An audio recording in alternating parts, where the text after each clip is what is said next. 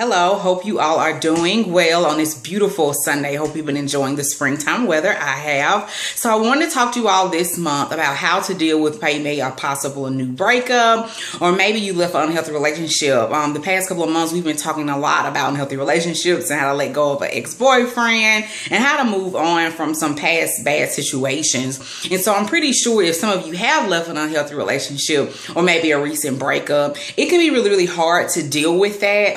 I've gone through a couple of breakups. I've gone through a divorce, worst thing ever. But if you go through that, it can be really hard. And I remember just needing somebody to talk to and just wishing I kind of knew what steps were going to happen, how to deal with it, and what was normal and healthy. Now, the thing is, of course, so you go deal with it a little bit differently because everybody's different with their emotions. And it depends on how long you're with the person. But I wanted to give you some things to kind of keep in mind, or some steps that probably are going to happen and you need to do so you can go through this and come out healed and whole and restored, which God will do. It will get better. But I want to help you through that process because I definitely wish I had help. I did get counseling at one point when I was going through my divorce, and it helped tremendously. But find your way to deal with the breakup. But I'm going to give you 5 things that you can keep in mind to help you with it. And I pray it helps you, because I know it can be really hard to let go of someone. So first of all, you need to make sure that you cut off all communication. I know it's tempting to still want to text them, call them, whatever it may be. I message them, video message them, whatever you do, or you may have done in the past.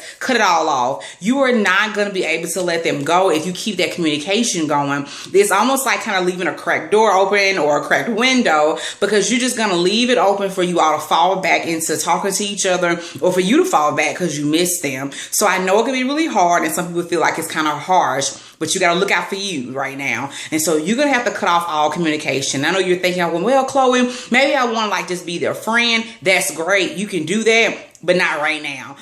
We do that. We kind of fall into the whole can I be his friend thing, just so we can keep the communication going. Do that later on. It is some exes that I'm okay with, and we're associates, we're friends, but it happened later on after I let go. So don't do that yet. You're not ready for that yet, okay? Number 2, make sure you realize that the relationship was what it was. Sometimes when we look back at relationships, we only are looking at what they did in a positive light. Now, this is the thing. I'm pretty sure it was some great things that were in a relationship, and I'm pretty sure it's some great things about them, but don't forget the other stuff too.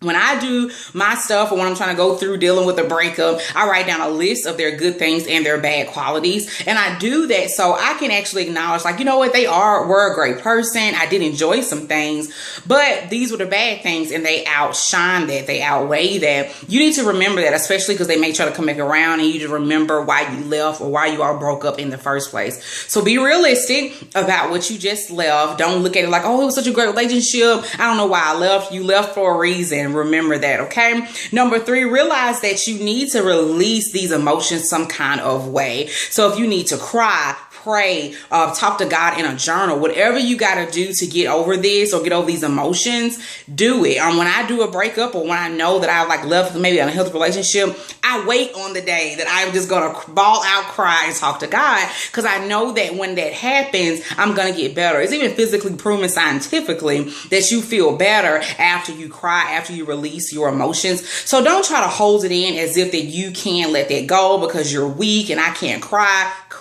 Pray, whatever you have to do. God really does care for you. He does want to heal your broken heart. It is all in the word about that. And he does want to sustain you during this time. So talk to him. Whatever you need to do, talk to somebody, right? But release your emotions. Do not try to hold that in. Number 4, realize that this is going to be a process. Just like it took you time to fall in love with them, it's going to take you time to fall out of love with them. And I've read somewhere, I think before, where usually about the time that you got to know them, or how long it took for you to fall in love, it's going to probably take you about that long to let go and move on, and that's okay. And sometimes you may go a little bit faster than that, but I always tell my students, because I'm a teacher, about our emotions and how we go through the 5 stages of grief, not only when somebody passes away, but also in a breakup. And so those 5 stages are anger and depression, and you go through bargaining and denial, and you even go through acceptance at one point. Now, you can go in different orders with that, but know that you probably are going to go through those steps and be okay with that. You may go through a time where you're really, really sad, where when you're really upset. You maybe want to try to bargain with them, or wait, maybe we can work still.